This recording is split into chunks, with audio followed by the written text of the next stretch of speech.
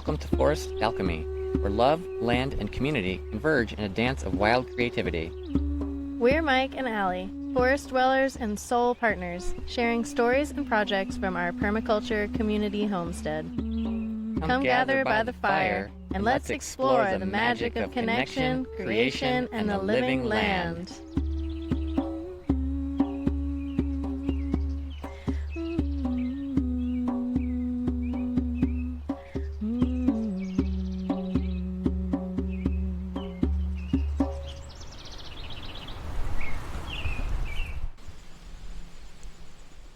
All right, welcome. It's episode 8. We're with Elspeth Hay. Yeah, Elspeth is a writer and the creator and host of the Local Food Report, a weekly feature that has aired on Cape Cod's NPR station since 2008. Deeply immersed in her own local food system, she writes and reports for print, radio, and online media with a focus on food, the environment, and the people, places, and ideas that feed us. She lives in Wellfleet, Massachusetts, and we just finished her book, Feed Us with Trees. Feed Us with Trees. We finished it 2 days ago, and it was an amazing book. We really enjoyed it. So we're excited to be talking with you here today. Thank you so much. Yeah, when the book was sent to us, I was like, oh, this sounds interesting. Like, we're gonna learn more about like growing trees and eating from trees. But then as more and more I read, I'm like, oh my gosh, it's about history, like indigenous history, Euro-American history. It's about commons. It's about acorns. It's about like, there were just so many things that just like kept going, and we just loved it. Yeah, you covered so many topics around it, and so it was really good, and it brought a lot of new information to us that we didn't know. Mm-hmm. We've actually, funny enough, we've got a friend here who started this group called Montague Commoners. Oh. And they do like a community maple boil. They like go tap trees around town and like have people bring sap and they boil it together. And then they share they share the syrup, and then they also have acorn harvesting. And like we've gone and helped with that, or I've gone and helped with that in the past. And then they make acorn pancakes. Yeah, and they make acorn pancakes, and I'm like, well, this tastes good, but it seems like a lot of work to make pancakes. So I wasn't quite as excited about it. And then we read your book, and we're way more excited about acorns now. We went out last night, probably like a half hour before sunset. Well, before that, we went out in our woods, and we've got a lot of oak trees in our woods, but the acorns are pretty tiny. I remembered a park up the road that has I've seen bigger acorns, so we went up there, and most of our time there was in the dark with flashlights just collecting some acorns. Yeah. Do you know if you're collecting from red oak family or white oak? I think it was red oak.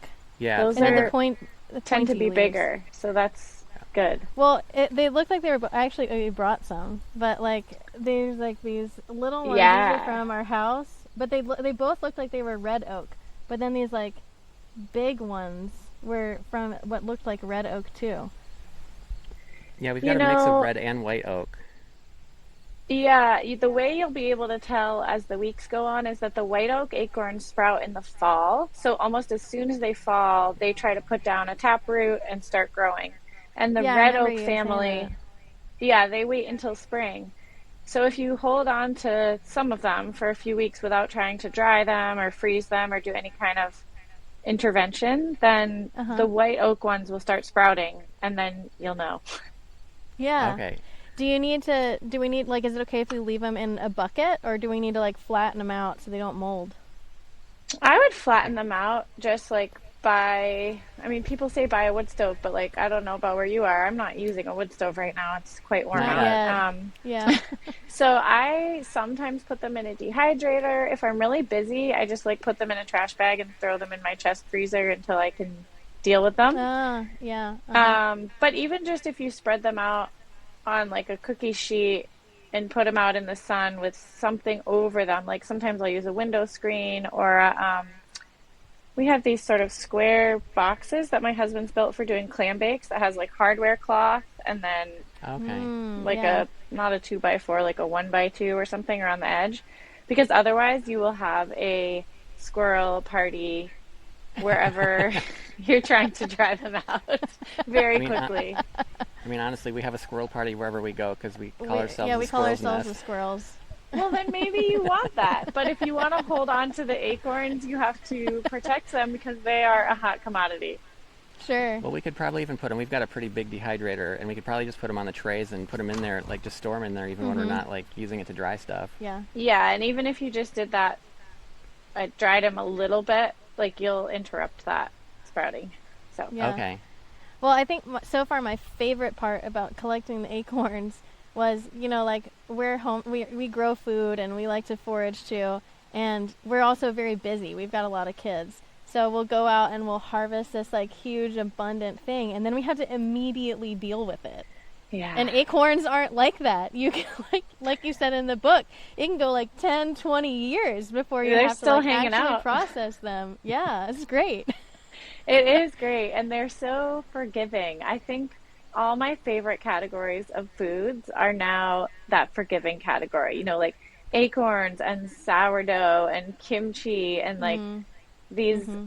alive but preserved, self-preserving foods are really great for when life gets a little overwhelming. Yeah. Yeah. Yeah, we make a lot of Mike introduced me to a recipe that he does which he calls crouchy, and it's a mix between kimchi and sauerkraut with red cabbage, but then like the like curry seasoning. Oh, so good. Red pepper flakes. Yeah. Yeah. Yeah, we do a lot of fermenting. I love that.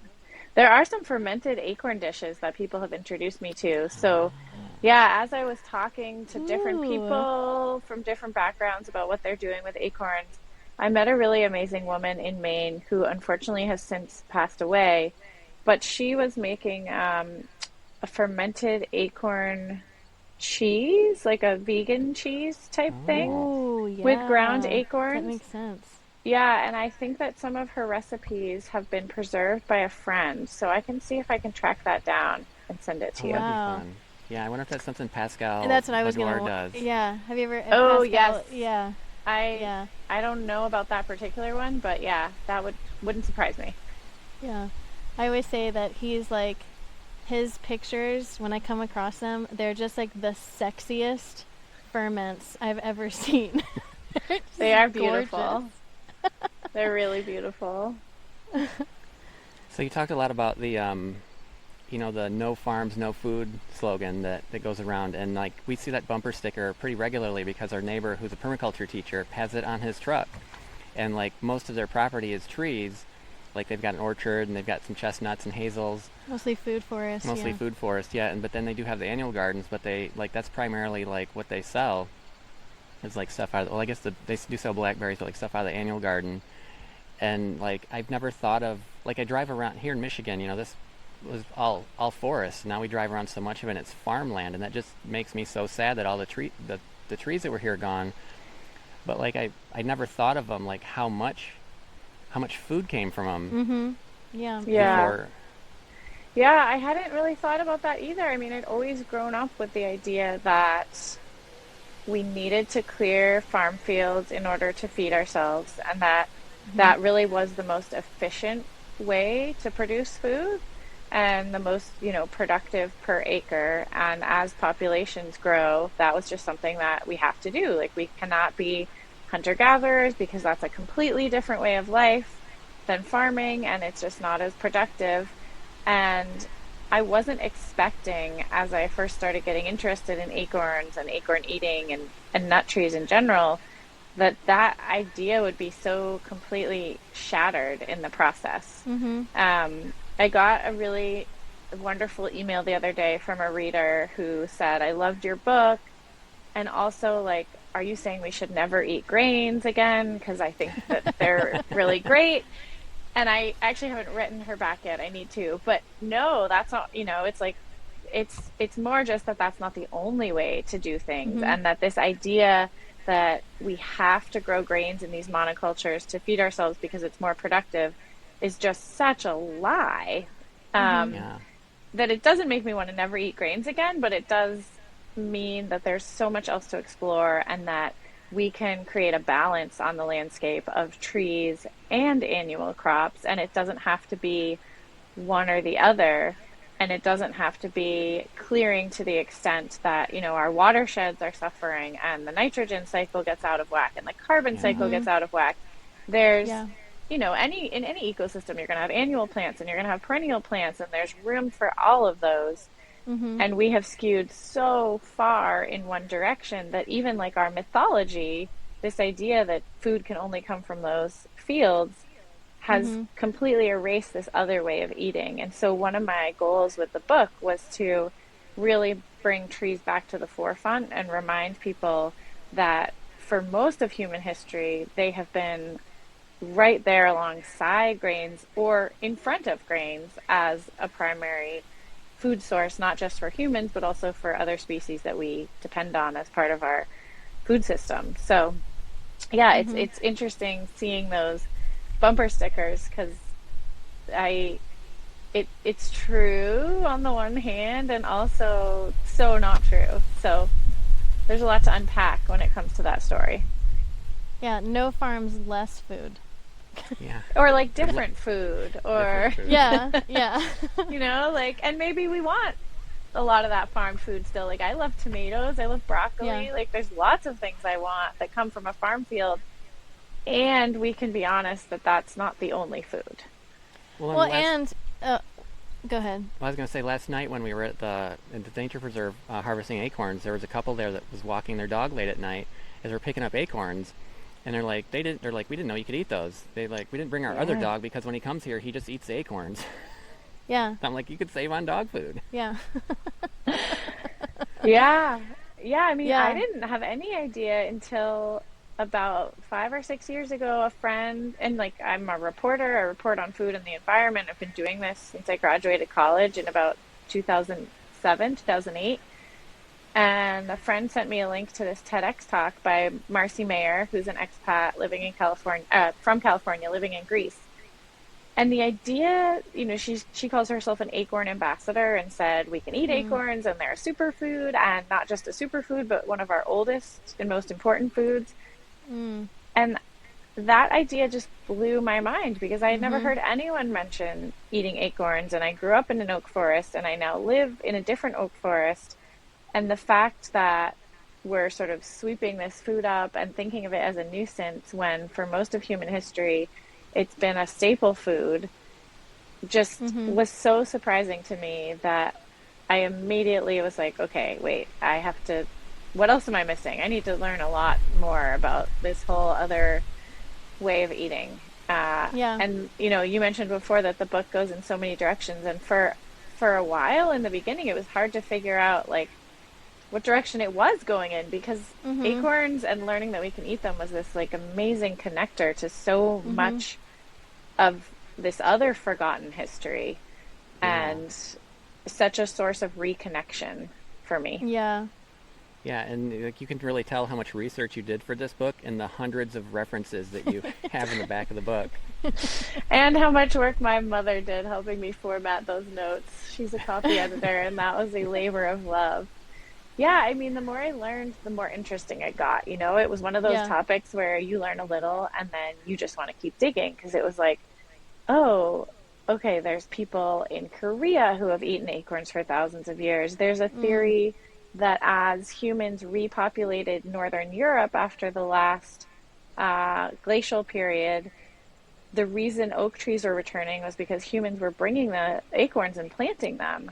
There's Ah. yeah, like there's some research that suggests that the flow of rivers, which was the original theory for how acorns would get distributed after the last ice age, doesn't really explain oak distribution and how it moved through the pollen record very well, and that human activity actually explains it a lot Mm. better because humans, of course, we're often going the opposite way up a river from the way the water's going, Mhm. and just so many different cultures in so many different places tapped into these trees and really thinking about them as the keystone species that they are in a way that most of us have forgotten today. Mhm. We don't talk about keystone species in agriculture almost at all, ever. No. And No. yet, that is the source of life in an Mhm. ecosystem. And we can get a little deeper into that if you want to, but I just found that fascinating.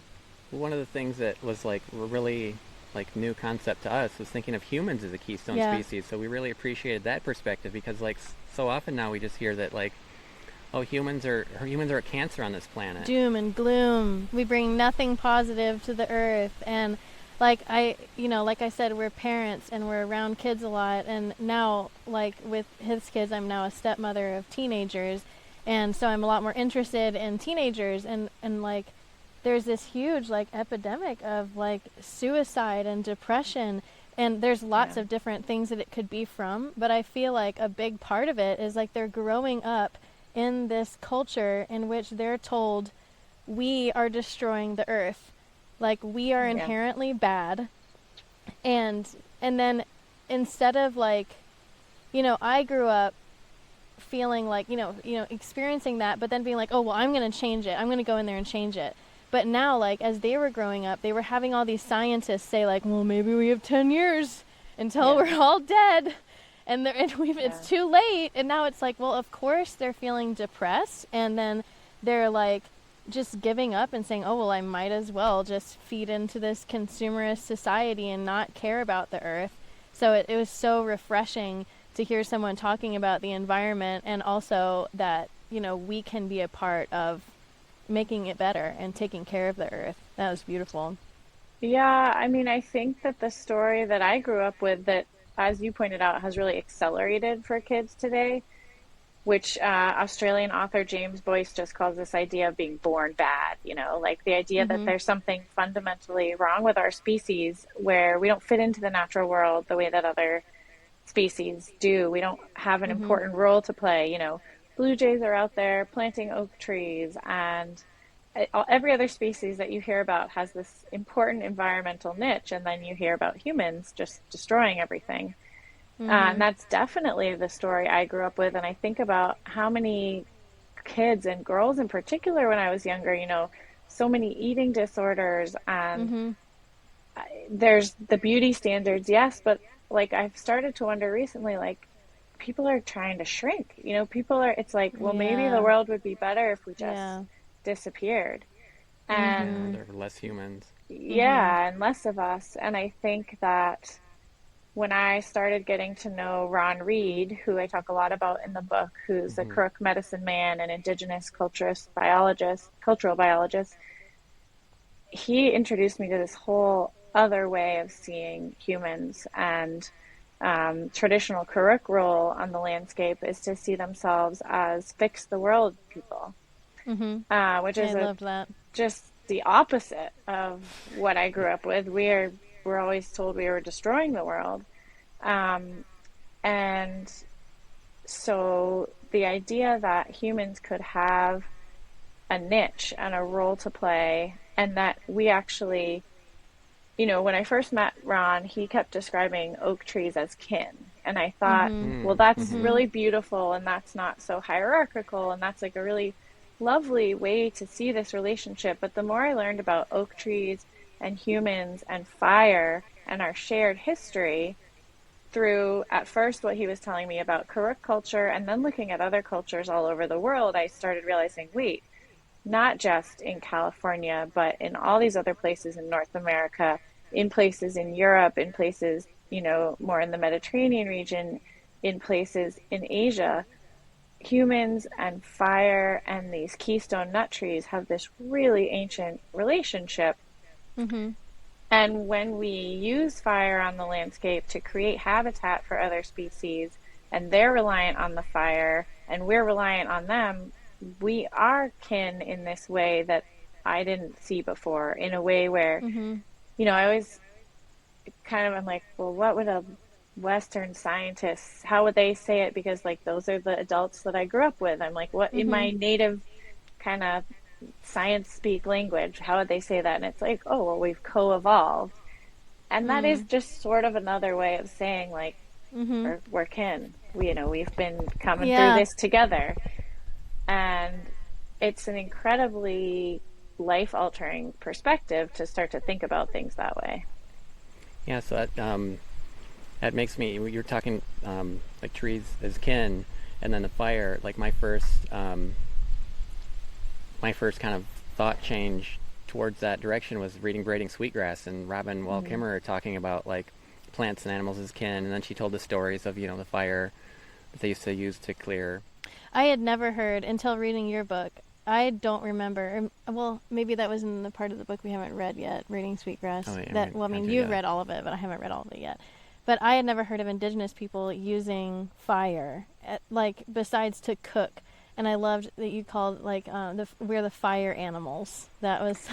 Yeah. Can you explain more about how people used fire in ancient times, not just now? Yeah, well, it's really interesting. As I started getting to know Ron, and he was telling me about Karuk World Renewal ceremonies. So his Mm-hmm. people hold these ceremonies every year where they intentionally burn different parts of the landscape to renew it, to bring back fire-dependent species that the people and other animals and fish and other species depend on. And so I started looking into fire traditions in other cultures, and I started discovering that in almost every culture that I was looking at, part of the creation story or oldest mythology in these cultures were that humans either stole fire or were given Mm-hmm. fire as a gift by the Yeah. gods or spirit people or whoever it was in that culture. And it's a really common theme across so many cultures. So I started looking more at the history of humans and fire and kind of thinking about, well, why would that be important? Like why is this such a common theme? And around that time, I also came across a book called, I can't remember, I think it's called Mastering Fire by Richard Wrangham, I want to say. But he's this Harvard sociologist. I might not get the word quite right. Something in that genre, but he was studying the human history relationship with fire. And he has this theory that actually, people say, well, walking upright or eating meat, these are the things that shifted our brains and our biology and made us human. But he actually posits that it's fire and that Wow. it's our Eating mastery Interesting. of food. fire. Because if you look at information about like physical information from primates that eat only raw foods, they have a completely different pelvic structure. They can't get as Mm-hmm. much energy for their brain because cooking food is a technology. Like it externalizes this part of the digestion process so that you can get Mm-hmm. more calories. So it's easier. You don't have to, your body doesn't have to use as much energy to digest. And what really amazed me was when I realized, okay, fire is this technology that we are depending on physically. And, today maybe it's an electric stove or a gas stove or not an open fire, but it's still fire, Yeah. in a different Yeah. format. And at the same time, it's also a technology that these oak trees have come to depend on in the way that we've mastered fire and they're fire adapted and we're burning to create through most of history in many places, we've been burning to create these conditions that they like on the landscape. And I started thinking about how that's not really that different than plowing a field to create the conditions that a corn seed or a wheat seed likes. Mm-hmm. And this idea that there's some big dichotomy between those two actions is really part of that whole no farms, no food, modern mythology. And so there were just so many things that started breaking down when I started learning more about that human relationship with fire and how ancient it is. And I love every time you like learned something new, you had to go out and try it. Like you went to Burns and participated in doing Yeah, that's how burns. we Yeah, are. my That's why we call family ourselves the sometimes squirrels. loved that. Sometimes didn't. Yeah, I got into all. So I have friends now who are like, "And you're doing what now?" Yeah, I did. I went on a lot of burns. I've gotten really. I love it. It's so cool. I went and got certified in prescribed fire, and I've been burning with mass wildlife. Um, the spring burn season is behind us, but I expect that soon I'll start getting emails again about the fall burn season because there's kind of this Cool. time in the summer when it's too hot and dry and you just can't really burn under prescribed fire conditions. But one of the first burns I went to, coincidentally, they had been, thinning and working to restore this oak savanna. So it's been really cool to actually be out there with a drip Mm. torch, be part of a burn. And then a few times I've gone back a couple months later to see what's happening. And like oaks are sprouting back, blueberries are coming back, huckleberries are coming back, and oak trees that are mature that we've burned around are thriving. You know, they're completely unharmed and they've got all this space. And so it's kind of, you know, trust but verify. Like it's one thing to write it, but it's another thing to actually get to experience and be like, okay, well, this is the nuance of that, and this is actually true. Like they're doing well with this cultural fire, and that's Yeah. just really fun to see. Yeah, one part that this reminds me of in your book that I thought was like really fascinating was when you were in California with Ron Reed and the Karuk, is that, am I pronouncing it right? Karuk, yeah, Karuk. yeah. So that the land was taken from them and turned into national park, right?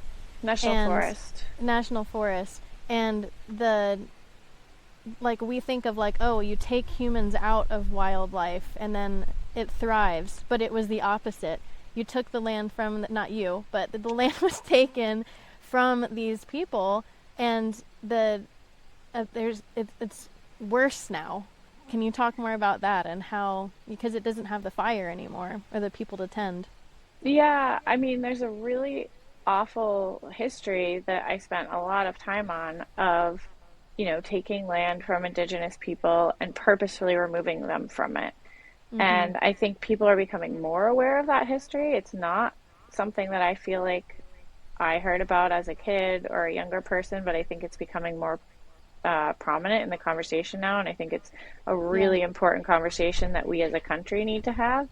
Yeah. But if you look at a lot of the bills for creation of national parks and national forests, when you look at the record, oftentimes the bill right before that bill to create the national park or national forest is a bill to remove the indigenous people from the area. Ugh. So many of these areas, like I live in Cape Cod National Park, so it's this seashore park on the Mm. end of Cape Cod. It's, I don't know exactly how many acres, I want to say 45,000. And uh, it's described on the website as natural, pristine wilderness. And then in other areas of the website, there's language about fire and how important fire has been here in shaping the land and how humans have been burning here for thousands of years. And I think it's really telling when you look at the language that we use to describe wild spaces and some of these places that, you know, are national parks and national forests. And when you look back, it's actually really clear how intentional the Mm-hmm. removal of human presence from the landscape in our language and in our stories is, because without that, you have to acknowledge the truth, which is that indigenous people of a variety of nations and cultures tended different areas for thousands of years and created the abundance and the Mm-hmm. landscape that was then taken and is now being managed in often completely different ways. You know, I think that we're in an interesting time right now where Western science is sort of starting to ask some of the right questions to catch up with Indigenous knowledge, Mm-hmm. but that hasn't been true for most of the past several hundred years. And so often, you know, science has meant putting down Indigenous knowledge, you know, going in a different direction, pretending that those practices were harmful or asking different questions. And I think maybe it's a sign that we're ready to move in a different direction, that people are starting to ask different questions in the Western science world and starting to, you know, if they hear something about Indigenous knowledge, think like, okay, well, how could we ask a question that would support that or, you know, look at that in a new way? So, yeah, I don't know where I'm going with that, except for that it's just, I just think it's an incredibly important conversation to keep having in this moment, because without acknowledging that history, I think we're just going to keep Mm-hmm. repeating the same trajectory, and we can't afford that right now. That's Right. not a good direction for humans or for land or for other species. Mm-hmm.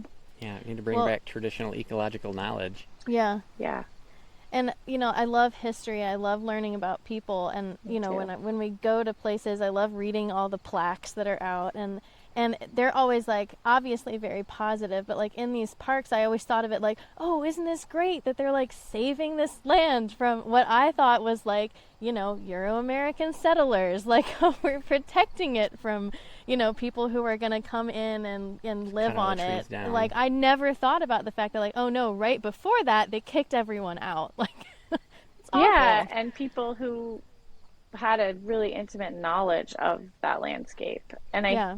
I think when we talk about protecting land from people, what we really mean is protecting land from our current economic system. And Yeah. it's complicated because actually that is pretty important because our current economic system is incredibly destructive toward Mhm. land and the living world around us. But it would be more honest to say we're going to protect this land from our economic system. And that doesn't necessarily mean protecting it from indigenous practices and from human presence. Yeah. Those are actually Mhm. two separate things that we tend to conflate. Yeah, that's a good way to put it. Yeah, and so we're fairly familiar with like indigenous history and like what Euro American or what the settlers did, and what's like even to this day still going on, like the Keystone XL pipeline or what the pipeline in North Dakota when there was the protesters out there trying to protect indigenous land. But we had no idea of the history of the commons that you talked about in the book, and like the removal of people from the commons and taking the commons from people. Yeah, I had no idea either. I feel like that's a pretty big trauma in Euro American history that we have just completely swept under the rug in the Yeah. American public school system and our civic dialogue. It's not something that I've ever heard and now I hear about it all the time because people are like, I saw that in your book and I've heard of that, but just in normal conversations, it's not something that had ever come up for me. And as I started getting to know Ron Reed and learning more about Indigenous history, which I really did not know the details of, the 300 years of conflict between Euro Americans and Indigenous cultures across our continent. I knew sort of the broad strokes and the whitewashed version, but Yeah. not the real truth and not the accurate version. And also how intimately tied in many cases it was to food systems and food production. Mhm. There's a lot of historians who call many of the tactics that Euro Americans used against indigenous communities a feed fight because so often it was aimed at destroying food systems in order to weaken populations. And so as I learned more about that, I just kept thinking like, what is wrong with us? What is wrong with the people that I come from? Why would we do Yeah, this? And I had had like a series of experiences just sort of in my own life and um, I had come to the conclusion just around that time that like I just didn't believe that people were inherently bad. Like I was done Yeah. believing that and I was like Yep. if people are doing something bad, there's a reason, like something has pushed them toward that. And that's Mhm. not to excuse the behavior, it's just to understand it, what's going on here so that you can change it. You can't change Right, something like you to don't. swim upstream, like they talk about with parenting, like swim upstream to find out what the real hurt was before. Yeah. And so I started doing that and I just thought, okay, well, if I don't believe that some people are just inherently awful, like what's going on here? Why are people moving across a continent, destroying food systems in this way that really doesn't make a lot of sense? And the further back I went, I ended up finding this history of enclosure and internal colonization of Europe that I really knew nothing about. Mhm. And it's called the enclosures movement in England, and it was took place over an incredibly long time period from 1400s to really the 1900s. But there was this big push out of people off of traditional lands and off of lands that had been managed collectively and in common by communities right at the same time that thousands and then millions of Europeans were leaving Europe for North America. And I'm sure you grew up with the same story that I did, which was that Europeans came here because it was a land of opportunity. mm-hmm, Yeah, yep. for And as I sure. started thinking about that, I was like, what? like What actually, what opportunity? What? well, Well, and or I just also like, heard why that would they I were like, believe that? Like, you're gonna Yeah. go across an ocean where you're probably gonna die on the way and like leave everyone and everywhere you've ever known for an Uh-huh. opportunity? Like, that only makes sense if the place that you're living has become completely inhospitable Yeah, and you have exactly. nowhere else to go. well, that's part Yeah. of what I heard was that they were coming here because it was just the conditions over there were just getting so bad. Yes, yeah, and that's another way the story is told, right? Is that environmental conditions in Europe had become so bad and religious persecution had become so bad that this place was better. And like, there's maybe some element of truth to that story, but when you look at the historical records, about 75% of early Euro American migrants to North America came because they had lost traditional subsistence rights and could no Mm. longer access what used to be communally held lands that had been privatized. So they had nothing to eat and could not produce food. And there was a mass exodus to try to find a place to carry on those traditions. And that explains a lot of what you see in early North American colonial history, where some groups of people are perpetuating this trauma and Mhm. continuing to try to take land and move across the continent and destroy some of these communal and tree focused systems, and other communities are trying to recreate them. So there's this Mhm. tension between different Euro American forces, and it's the same tension that already existed in Europe when the enclosures began. And it Yeah. explains, once you have that piece of the puzzle, it's like, okay, now I get what's going on here. It makes everything make sense. Yeah. And to just kind of catch anyone up that doesn't understand what the commons were, we knew a little bit about it because, like I said, our friend started, the Montague Commoners, and has woods that they share communally. But it was shared forest that everyone could go and forage in, and they had their own like homes around the forest and would but then everyone had access to foraging, so that's where like many poor people would go and could gather their food for the year, and then these enclosures took that away, privatized it, and gave it to the king or the lord. And I do remember hearing stories about like people poaching on the lord's land Like and like Robin getting Hood, and killed. Yeah, like Robin yeah. Hood. But I didn't understand that people could go and forage there Yeah, well, before. it's like we have some of the old stories, but we've lost the context, right? Yeah, Like, we've lost the exactly. cultural context. And it wasn't actually just forest land. Like, a lot of commons were woodland, but they were also cropland. It was Ah. pasture land. Most land was managed. So, like, traditional European villages belonged to the Lord. So the Lord was the Lord of the manor. The village kind of was the manor. And then a Mhm. little piece would belong to the church. A bunch of the land would be set aside. It was the Lord's kind of personal grounds. And then most of the rest of it was divided up among the commoners. And there's also so much language, right? A common person, the House of Commoners in English Yeah. law. A villain was an old word for sort of a serf peasant farmer. And then as Hmm. commons were privatized, a villain became, you know, this law-breaking person who's trying to access this land. Ah. So there's when we look back through our language and our stories, it's all there, but we've lost the context, so we don't understand it the way that people at the same time that, those words were changing would have. So there's such a wealth of information sort of hiding in plain sight when we go Mhm. back and understand our stories in this new context.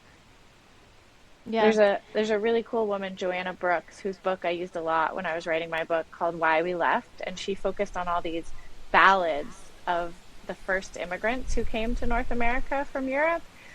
And Mm. she had heard the same land of opportunity story and was finding that all the ballads were like these like murderous, bloody heartache ballads. And she was like, this doesn't really sound like a land of opportunity song line. And that was, Yeah. I learned a lot from reading her book and just, following some of those songs back alongside her. It's a great read. I would highly recommend it to listeners. Yeah. Yeah, I when you actually you use the word refugees, Yeah. that really hit me deep of like, oh, like I don't know, I had never thought of it that way.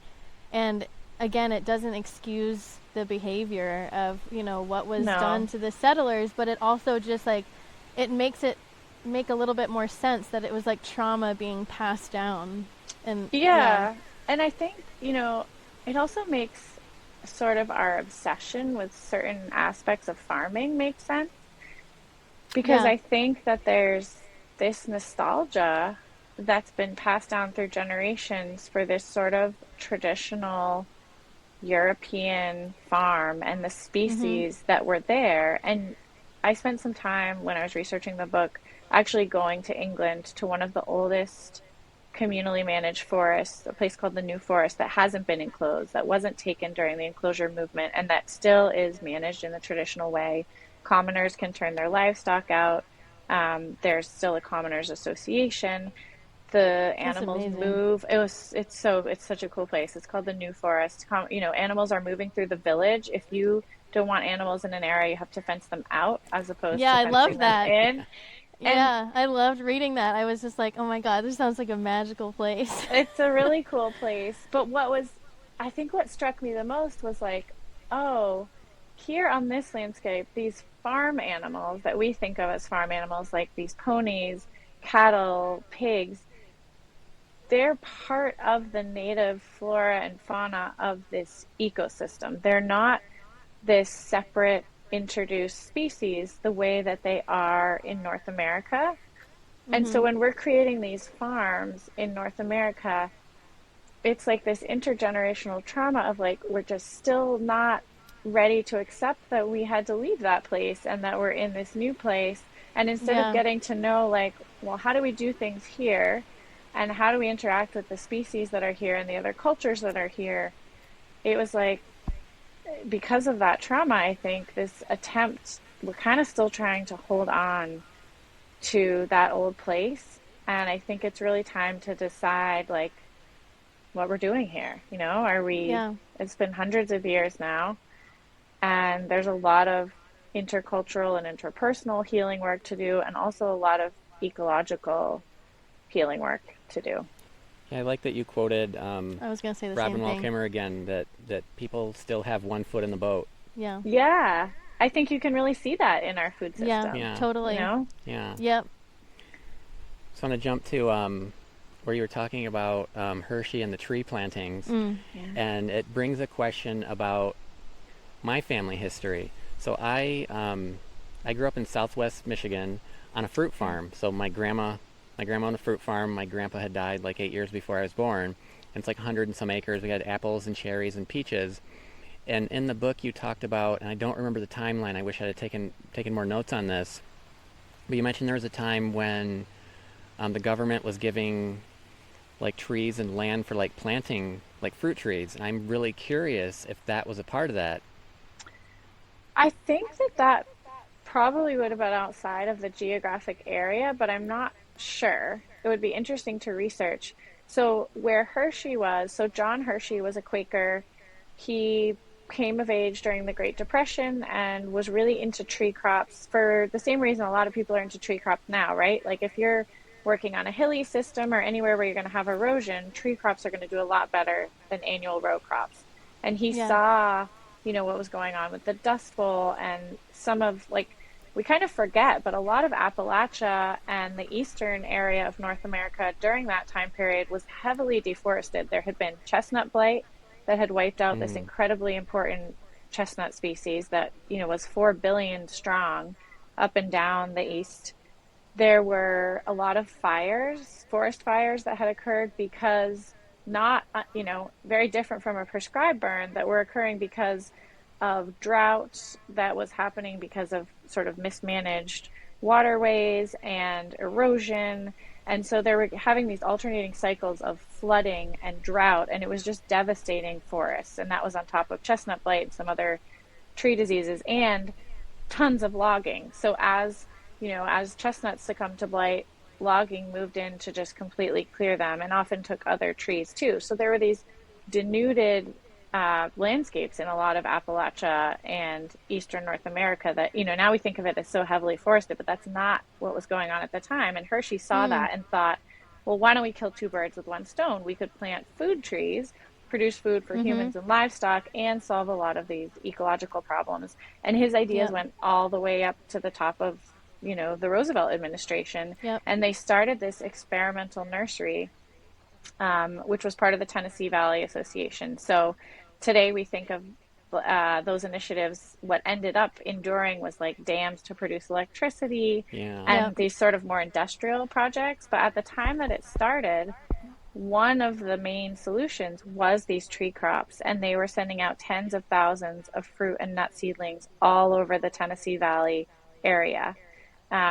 And so I think Michigan would have probably been a little too far north, but there was also Roosevelt's Tree Army where they were That's what sending, I was Yeah, gonna that's the say. That was one. yeah, in Michigan. Yeah. yeah, so they were sending trees in general all over, to try to help with erosion and dust bowl control. But often, I think outside of that Hershey experimental nursery in the Tennessee Valley Authority area, most of those trees were sort of just for erosion and less for food production. Oh, gotcha. But I haven't studied that as much, and there may very well be exceptions where there were forward-thinking individuals, running certain nurseries or distribution centers where they were getting these trees out, where they could have been other species. So it'd be really interesting to look into the local history on that Yeah, Mhm. fruit. land. Yeah, fruit orchards were really common where I grew up, and then there's like cluster of them like kind of north of where we're at now, and then you go further, like further in northern Michigan. It's like what's known as like the cherry Yeah, I was gonna area. say Michigan's a big fruit state, right? Oh yeah.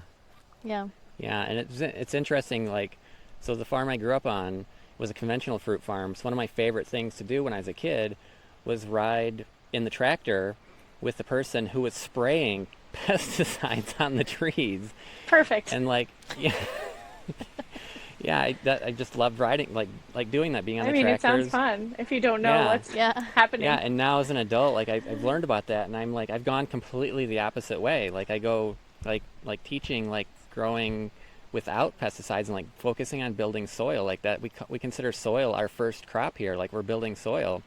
And as we were reading the book, I'm like, oh man, I can't wait to talk to her and tell her about biochar. And then we hit your fires, your fire chapter, and like, oh, she knows, great.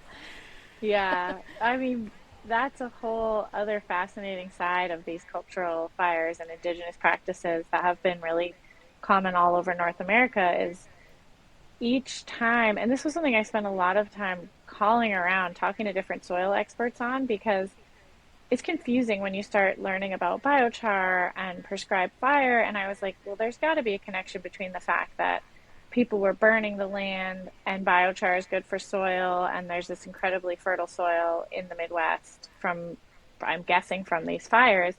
But it took a lot of talking to different people to really start connecting those dots, because when you burn under different conditions, you produce different results, right? So if you're having these Mm-hmm. really hot forest fires, like some of what we're seeing out west right now, Mhm. where there hasn't been prescribed burning and hasn't been these cooler fires, these like more carefully managed fires, things just uh, go up in flame and you get a lot of ash and not a lot of that black char matter.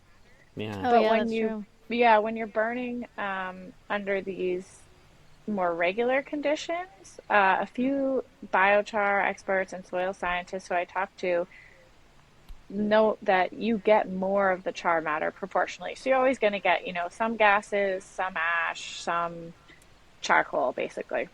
Yeah. And depending on how you're burning and when you're burning, you can manipulate conditions to, or adapt to conditions. Really, you're not manipulating them. But if you're, say, burning like right before a rain, or, Yeah. at a wetter time versus a drier time, you'll get more or Mhm. less of that black matter. And it turns out that that charred matter is incredibly important for soil fertility. And so Mhm. when we're thinking about forest management and climate change and wildfires, we're often talking about sort of like the short term carbon cycle, right? Like, okay, there's the carbon in the trees, that's kind of short term. There's the carbon that's going into the atmosphere when they burn, that's short term. But if we can produce a lot of biochar, in more prescribed fires, that's actually getting locked into this whole longer term carbon cycle, which is that same timeline of like fossil fuels and that other cycle that we've sort of accidentally and now continually on purpose are pulling from, that's throwing everything out of whack. And Yeah. we tend to talk about the carbon cycle in general, but like there is like a short-term carbon cycle and a long-term carbon cycle, and biochar is really interesting in that it increases soil fertility. It's critical to so many of these native ecosystems, and it taps into that longer term carbon cycle. So I think there's so much we still don't know, but there's so much potential and so much to learn. Yeah, I'd love to, like, we want to focus on, like, asking you questions, but we'd love to talk to you sometime outside of this too and tell you what we're doing here. One of the things I've developed is biochar, da, da, da, biochar, what am I on? Gasifier. Gasifier. Oh, So, cool. so in permaculture, we think of function stacking, and every time I make biochar, I'm like, man, I wish I could use this heat for something. I feel like I'm just wasting all this heat. So I created a biochar maple boiler. So now I can boil our maple sap while making biochar. So it's carbon negative maple syrup. That is pretty cool. That's awesome. I'll have to, I don't know if you remember reading about Bob Wells in the book, but Oh he's yeah. a Yeah. friend and a neighbor, and he actually, we just got this sort of biochar making fire pit from him, and he Oh, cool. added a grill so that you can cook, you can barbecue while while you biochar. So you two are Yeah. thinking along the same veins. I made one for Wiley over at Montague Commoners that they got a huge stock pot from the Amish stores, and I made them a biochar boiler that they can put that on to That's like awesome. boil down tomato sauce or do canning on while they're Yeah, to making do canning. biochar. Yeah. Nice. Oh, that's so awesome. Yeah, I think one thing that happened as I was researching and talking with folks for the book is once you unlock this idea that humans could be ecologically good, it's like all these new pathways start to show up. You know, Uh-huh. if your brain is Hmm. sort of wired for this story of humans as ecologically bad, I think it's almost a self-fulfilling prophecy. Like that's what you Yeah. expect and that's what you look for and that's what you see. And when you start to expect the opposite, like at first, Mhm. I feel like I would kind of hope for the opposite. And the more I learned, I was like, no, I expect the opposite. I expect that there's a way to be a positive part of this ecosystem. And the more that I expect that, the more that it shows up and the more it's a possibility. And it's just such an exciting way to see the world after a lifetime of living in that other story. I was just at the Northern Nut Growers Association conference, actually in Mm. Lansing, Michigan. I had never Oh, been to Oh. bummer. Michigan. Missed I you. know. It was cool. I loved Michigan. And I met a young woman there who was learning how to do hedge laying, which is this ancient Oh, cool. English Yeah. practice of sort of renewing the hedge, but not totally killing it and producing all this wood for basketry and other materials. And so I feel like every time I turn around now, I'm meeting another person who's found a pathway Mhm. toward, reconnection and reconnecting those dots of how we can be a positive force on the land. And it's really exciting. And here, part of what we do is when we learn this knowledge, we go out and teach it so that we're spreading it so that Mhm. more people start doing it. So I love, like, we just had a Skillshare weekend 3 weekends ago now, and I did a biochar workshop, and somebody messaged last week and said I've started making biochar now, and Mhm. I've heard Yes. that so many times. It's Yeah, exciting. it's really Yeah. exciting. Thank you for And then doing like, that. and then we always say like, you know, please don't take, when we're teaching workshops, we don't want to be like the experts who know everything and Yeah. this is the way you have to do it. It's like, no, please experiment with us. What have you done? How is it different? And like, how can we exchange all this information to make like the best possible? Because like you said in the book, and something I've heard a lot is like, this knowledge was taken and we have Mm. to relearn it now because it Yeah. was just like it's just been taken away, and so we have to share all the knowledge that we can so that we can grow together to find the best possible solutions. Yeah, and there's so much to learn. And the more we can do together, I've had a lot of people since I wrote the book asking, like, okay, well, what do you think should be the vision for tree crops, or like this one thing? And I don't think any one person should hold that vision. What I tried Yeah. to do in the book is make a lot of connections so that Hmm. I can be part of sort of rewiring our story circuit, because I think that's a really Yeah. important first step. But in terms of the actual like particulars, like that is for individual communities and regions and watersheds and people working together Mhm. to kind of figure out for each of our places, because so much ecological knowledge is really place specific, and it doesn't work the way our culture does, where we tend to kind of want to figure out one thing and then make that for everyone. That's not like the Yeah. Yeah. first thing I learned Yeah. about fire was basically like, oh, it's really different everywhere, and you actually have to do it a lot and get to know the place and, Uh-huh. have decades or years and then centuries of knowledge to do it skillfully. And, when you do what Euro American culture has done and move across the continent, destroying these systems of knowledge that indigenous people Yeah. had built up over thousands of years, then you end up where we are today, which is at a point of, you know, not having nearly the knowledge that was here before of how to interact with the landscape. Yeah. Yeah, and it's like it's really nice finding other people who are finding the knowledge and sharing it. So like we really appreciate what you're doing. Thank you. Yeah, I always get excited when I'm meeting other people who are reconnecting, not just like with Indigenous heritage here, but also like the woman who was going back to England to learn this traditional hedge laying. Mhm. Because I think there's so much that we can all learn from each other. And that was a big part of the book for me, was following back sort of like, well, what would my ancestors have been doing? And then how do I take that knowledge that my people had and then also understand the knowledge that people living here have had and continue to have, and integrate those to figure out a healthy relationship with place. Yeah. Yeah, people are so disconnected from their food, and I really also appreciated that you talked about that, like, and the effect that that's having on people's health, Yeah. because it's like so many people don't want to hear it. They're like, "What?" And I hear so often they're like, "I'd rather, um, I just want to like indulge now, and like if I live a little bit, if I don't live as long, whatever, at least I had fun." And I'm like, "Why? Like you could feel Yeah, better for the time that you're here if you if you eat better rather than spending half of your life sick." my Yeah. daughter's poking her head in. Not right now, but I love you. um, yeah, I think we're kind of tricking ourselves when we think that that's fun, because what's really fun, or at least to me, is to be connected to a place and to be connected to the people where you are, and to find meaning in that relationship.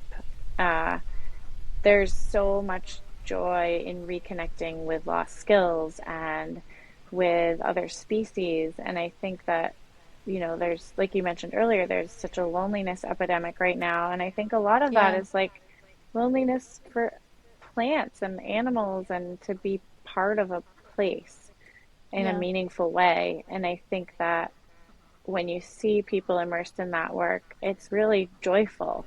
And so this idea that like that has to be a big sacrifice, that was the other story I grew up with, like helping the Yeah. environment is going to be a bummer. I don't believe Yeah, that at all totally. anymore. No. I Yeah. don't think that's true.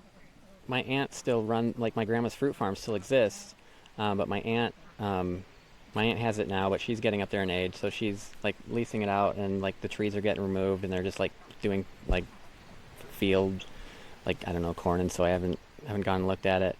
But I used to talk to her. I'm like, well, have you ever thought about going organic? She's like, yeah, it's not really realistic.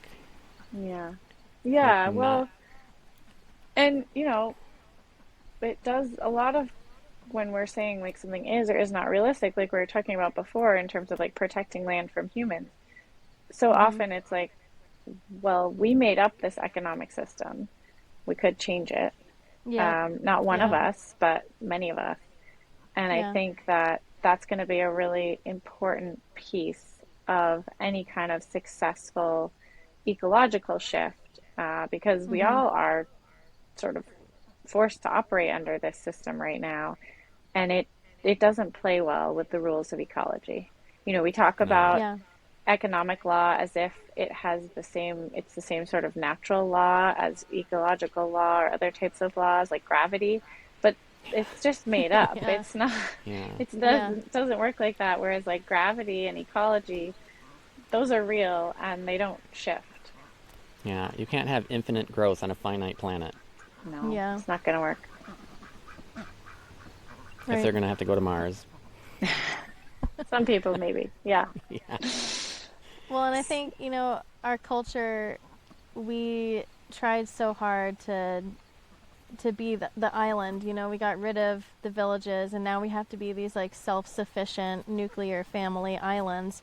And I think that made us feel alone and isolated us, and that well, there must not be anyone else out there that thinks like me, Yeah. Like, I thought like that. I was the only one of my friend group that was thinking about the things that I was thinking about.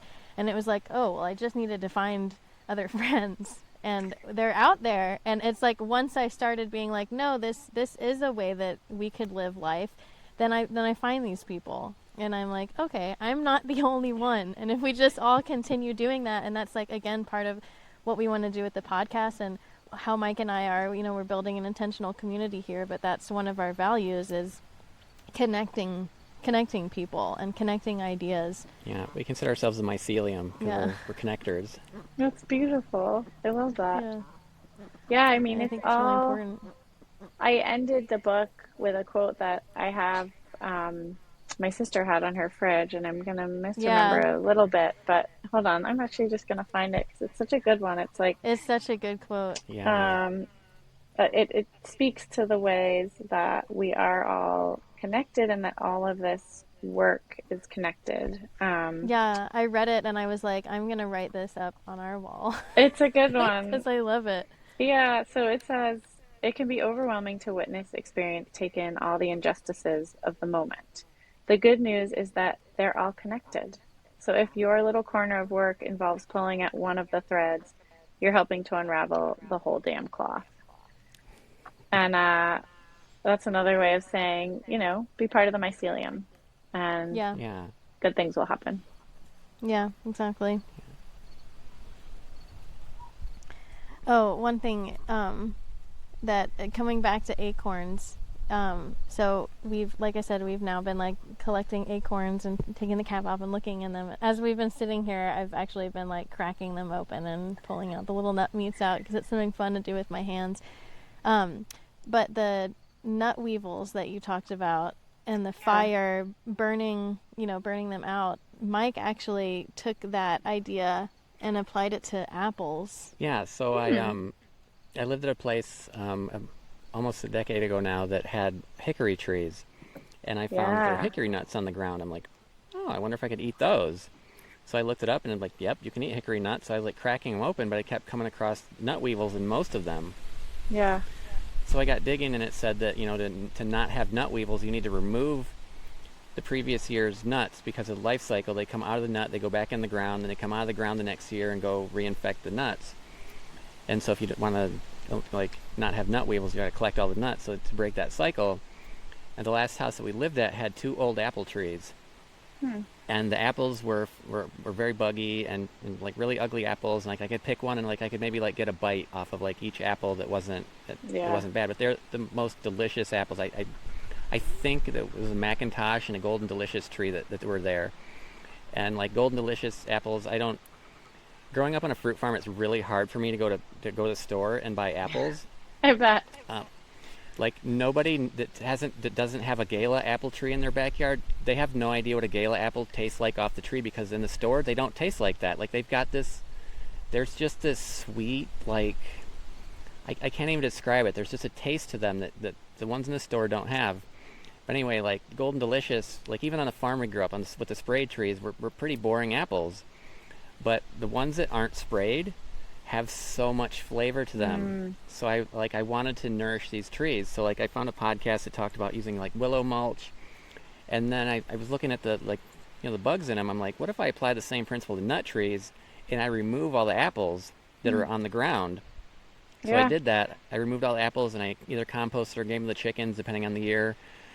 And then we started getting much better apples. So like we could go out to those trees, and like each tree we get about 6 bushels of apples off of, and they were mostly good. So we made like a ton of applesauce and like dried apple chips. So it's yeah, so That's that was amazing. interesting. And it kind of reinforces something that kept coming up when I was researching the book was that, because of the stories that so many of us are learned, we tend to think that hands off and not touching is better for plants. Yeah. Yeah. Yeah. But a lot of plants really do better with interaction. Yeah. A lot of the nut trees that I was looking at in the book, they like to be cut back or burned or even hit with a stick during harvest to do this sort of Yeah. renewal pruning. And I've found the same is true with like the kale in my garden. If I pick the kale Mm-hmm. often, I don't get an infestation of the cabbage worms. If I Mm. stop picking the kale, the life cycle of the worms doesn't get interrupted, and so they just proliferate and they eat holes in all the cabbage. And it's a good reminder to sort of check our assumptions about whether or not a plant wants interaction and to actually observe and try different things and see if it does or not. Just check that as our default assumption, because often it's not true. Often a little human intervention can be a great thing for a plant. Yeah. Yeah. Yeah, that was amazing. Yeah. So another thing that we haven't touched on in the book was food and like the politics of food. I was not expecting you to go there because that's something that I'm really passionate about too, and the like fat shaming Yeah. of the in the sugar industry, and how the lobbyists, like, you were talking as we were reading, you were talking about how when they got together to figure out like what the recommendations were for daily sugar. Oh yeah, yeah. I listened to a podcast a few years ago, and it was by one of the doctors that was on the board that helps determine like what goes on the nutrition facts labels. And he said that they ended up making the RDA for sugar twice what it should what the doctors were recommending because of industry lobbyist pressure. Yeah. Like we should Yeah. not be taking we should not be putting corporation profits above people's health. Like that is so ridiculous to me in this country. Yeah. It, so when I was working on that chapter, again, there was a lot of indigenous history of like what our government has done in terms of taking indigenous land and then giving indigenous communities rations, which were usually have traditionally been some of the worst food that we produce in this country. And Yep. then there's been these really clear health results. Diabetes starts appearing, all these other diseases related to blood sugar and to the way that our metabolism functions when we're forced to eat a high sugar diet, basically. Um, Yeah. and fat became this dietary villain because of government storytelling. And we're, I think, starting to see that change. There's a lot of awareness around sugar consumption now, but I wouldn't be surprised if in 20 years people talk about sugar and the sugar industry the way that we talk about nicotine, and tobacco, because there has, like you said, been this really intentional uh, drive to misstate facts, and to tell Yeah. a different story than what's true.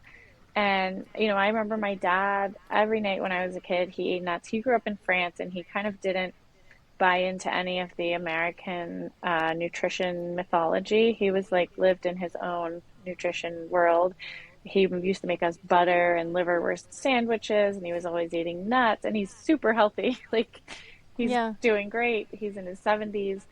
Um, and so as I started thinking about, well, like, what would it look like if we actually replaced a lot of these refined grains, which, in a lot of ways, your body is, uh, it's just like sugar to your body. When you've taken out all the fiber Yeah. and the nutrients, you're basically just getting glucose.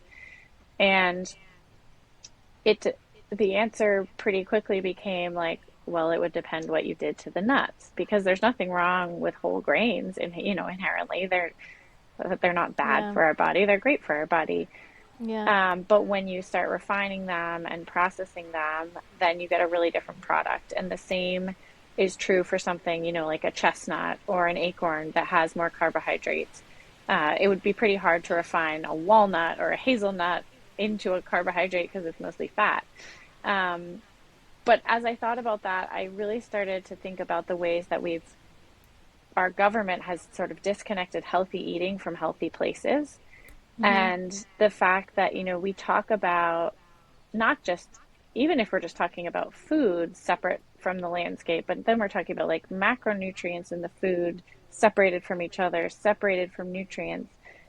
And I had this moment of like, I'm working on the manuscript and I'm like, well, I don't know if this recommendation is right or this recommendation is right.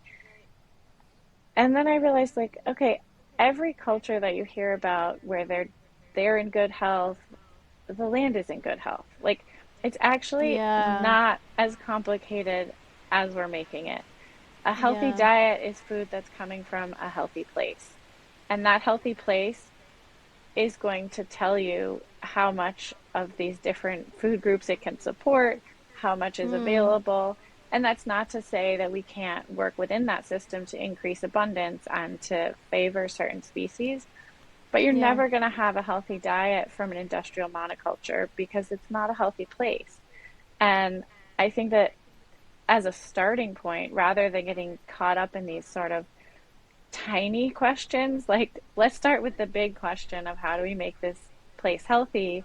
And then we can kind of tweak, like, okay, well, what if we worked the system a little differently to produce more of this because we really like that and, we really want that.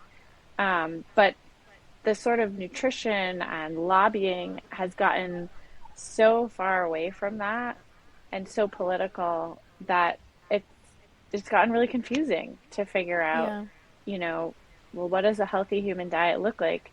And one of the cool things is that it can look like almost anything. You can go way up north, in Inuit culture and cultures up there where it looks like mostly mammal meats. You can go somewhere else and it's very plant-based, and like humans are very adaptable and there's so many different diets that we can thrive on, and the common denominator is that the ecosystem is in good health and that we're in good relationship with it.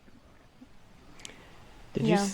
um, speaking of the healthy soil, I can't remember if it was you said you got to go see the terra preta soil, or you Oh interviewed yeah. somebody who did. Yeah. Yeah, Bob you did. Wells. I Yeah. didn't see it. So Bob Wells, Oh, who right. lives in the next town over from me, who makes biochar, he was sort of one of the early people getting interested in biochar, like a few decades ago, early Euro-American people, I guess I would say. And he got to go on this trip to the Amazon and see terra preta, which is this black Mm. earth created in the Amazon through intentional indigenous burning.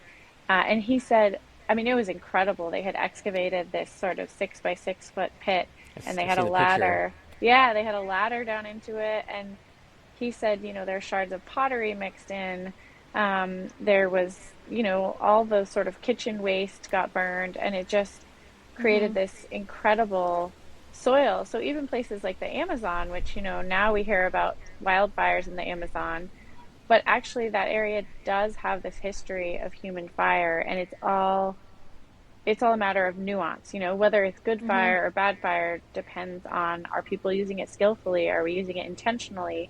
Or have we forgotten our job as this fire animal and we're just letting fire control us instead of the other way around? So you talked about when he got up, they went down the river, and they had to Yeah. like cut steps into the side of the cliff to go up it, and they had to put boards on it because the clay there was so slippery. It Yeah. reminds me, a few years ago, we went to with the kids to like a corn maze, and it Mm. was like in a conventional cornfield, and the soil there was just gross. It was like this just slimy, sticky clay mess. It wasn't soil anymore. And you talking about that in the Amazon reminded me of like that's what they're turning the where they grow corn. That's what they're turning that soil into. Yeah. Yeah, I mean, soil is alive, and I think that a lot of us are just starting to understand what that means, and what we need to shift in order to keep it alive. Yeah.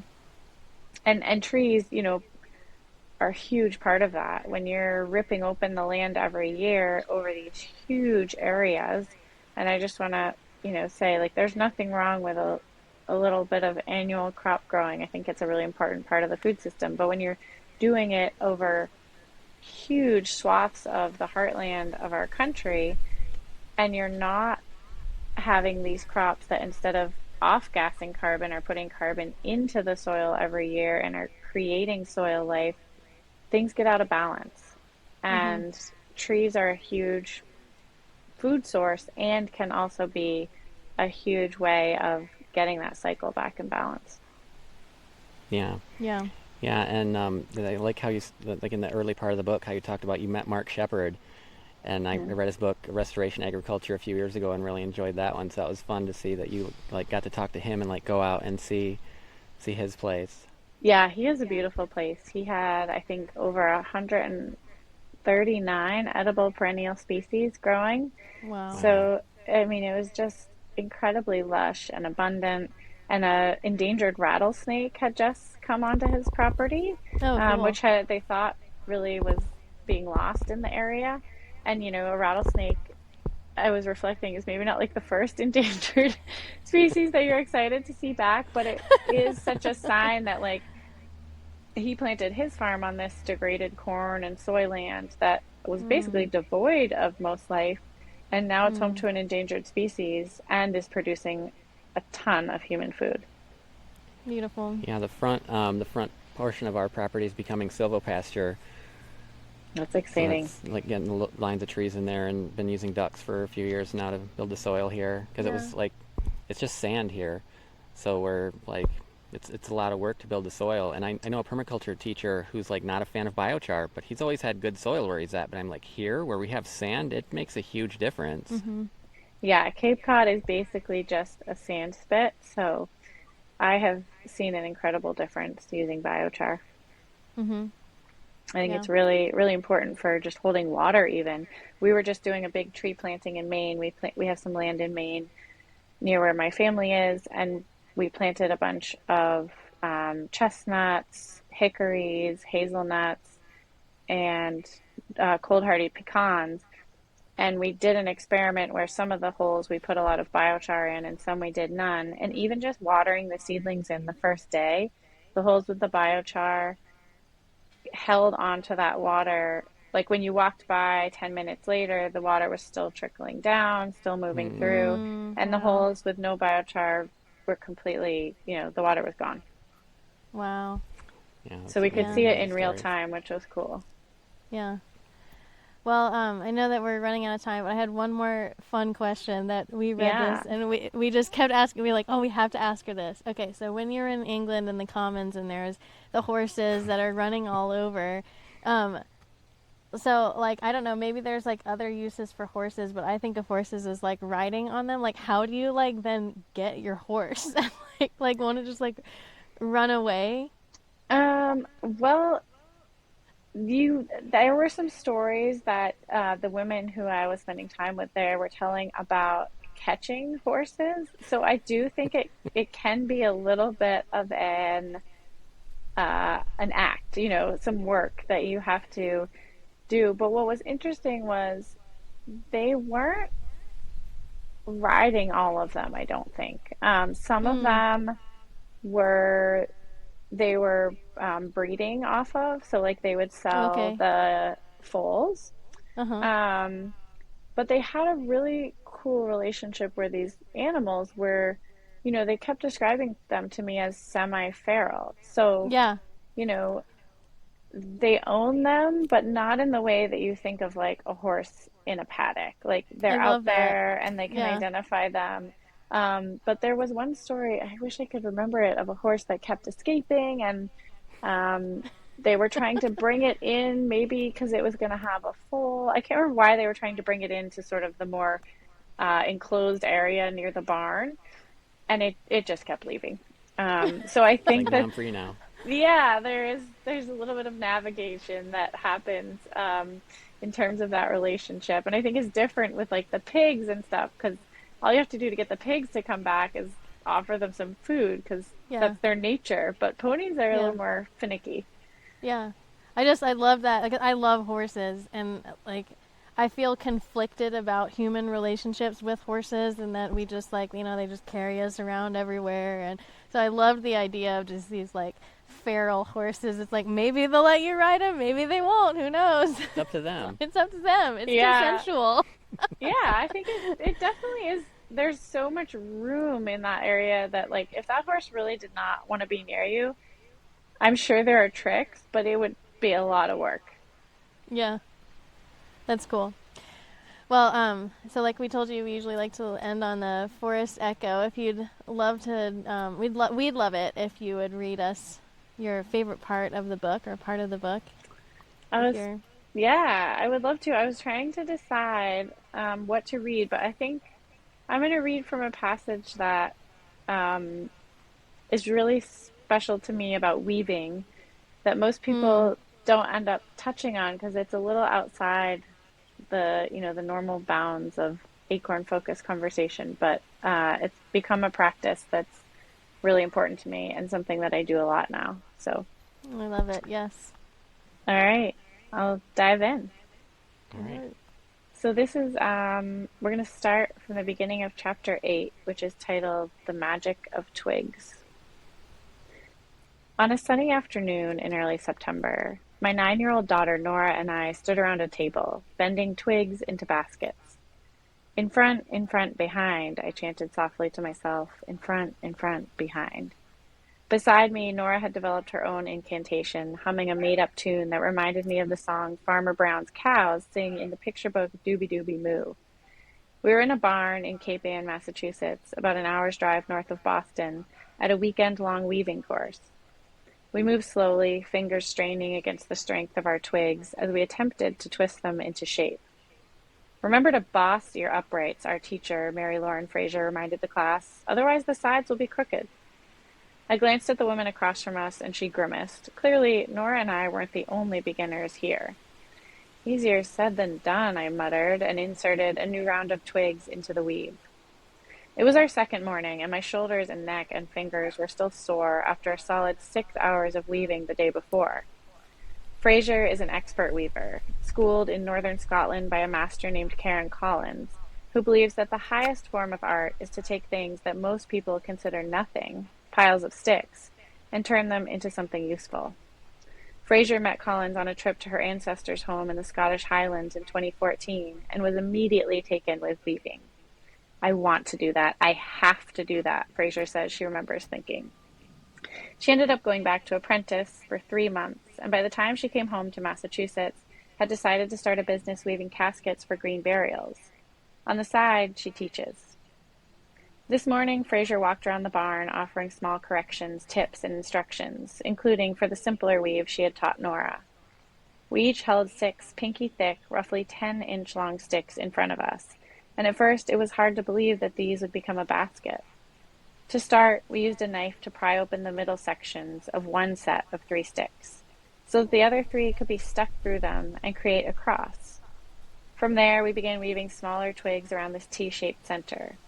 Behind and up, behind and up, behind and up, Fraser had demonstrated with her own weave, showing us how to make the twigs splay out as we wove, slowly transforming our crosses into bicycle spokes, and then how to fill in the spokes to create a solid circle. When we all had round finished bases, Fraser had showed us how to add the uprights, long, strong sticks that make up the sides of the basket by being stuck into the base and then bent up at a 90-degree angle. We'd tied these together at the top to keep them out of the way while we wove, and this morning the frames looked something like old-fashioned bird cages. Today our task was to learn the ancient European techniques of building up the sides of the baskets, wailing, joining, French randing, wrapping, and eventually constructing the final border and twisted bow handles. The work was hot and sticky, and already by 10:30 my shorts and t-shirt were damp with sweat and the wet dirt that came off the twig's bark. To get the dry sticks ready for weaving, Fraser had soaked them in a river near her house, and after several days wrapped in wool to keep them damp, they filled the lofted barn with a pungent, earthy scent that I found intoxicating. The smell and the heat and the rhythm of my hands began to lull me into a sort of focused trance, and I slowly built up the sides, twig by twig. At noon, we sat on the grass outside the barn, eating our picnic lunches. Except for Nora, we were all women, and at first we sat in pleasant, companionable silence, the only sounds those of hungry chewing and sipping. As we filled our bellies, though, the chatter began, and two women sitting near me began talking about what had inspired them to sign up for the class. One was heavily pregnant, a surrogate mother, here to take her mind off her growing belly. The other was retired and in need of a new hobby. "What about you?" they asked, and at first I wasn't quite sure what to say. "I got interested in weaving because of nut trees," I finally answered, deciding on the truth, though I knew it sounded strange.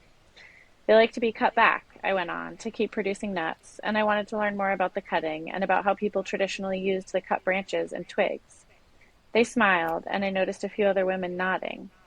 In most circles, this answer would have gotten me raised eyebrows and blank stares, but clearly I'd found good company. Even in my own mind, I was still puzzling through the connection I'd begun to see between nut tending and basketry. It had started on my visit to the Klamath, when I'd sat by the river chatting with Ron Reed's friend Kathy McCovey. We'd been talking about the importance of fire and burning to the tan oaks along the river, and she'd brought along a series of baskets made from hazelnut twigs to show me. One had a wide weave and a shape almost like a cradle, made for carrying a baby. Another was intricately woven into geometric designs and shaped as a cap to be worn during ceremonies. The final one was thin and round and open, made for winnowing away the little bitter, paper-like testa that stick to acorn nut meats. "This is what managing with fire gives you," McCovey, a fourth-generation Crook forester, had told me, holding up a bundle of long hazelnut stems that looked very similar to the willow twigs we were weaving today. Nice, straight sticks. Just as they do with oak, the Crook people burn their hazelnut patches, McCovey had explained, usually in the dry summer and early fall months. The next spring, the top-killed plants send up a smattering of small stems, ideal for small baskets and fine weaving. In year 2, the young hazel sticks grow longer, McCovey said, and can be used for medium-sized, more utilitarian baskets. For instance, those used to cook acorns, which cooks do by filling tightly woven baskets with water, acorn meal, and hot rocks. Finally, in year 3, the hazel stems become long and thick enough to create strong, weight-bearing baskets like the baby basket McCovey had shown me. The long, straight stems from recently burned hazel plants are coveted by weavers, who come from as far as 290-plus miles away to harvest them. By year 4 after a burn, the hazel stems begin to send out branches, rendering them unfit for weaving, and they move into the next phase of their life cycle, nut production. And I'll leave it there. Oh, thank you so much. Thank you so much. Your writing is so beautiful. I just feel like I'm there. Yeah. Thank you for having me. Sharing your book. Yeah, thank you for being here. It's been great talking to you, and I'm so glad your book came our way. We needed to read it. Yeah. Thank you. All right. Well, thanks for listening. Until next time. Thank you, everyone. Thanks for joining us in the forest. If you felt a spark, share this episode and leave a review. It helps grow the Mycelial Network. Follow our journey on Facebook and TikTok at Soulfire Forest. And until next time, stay rooted and radiant.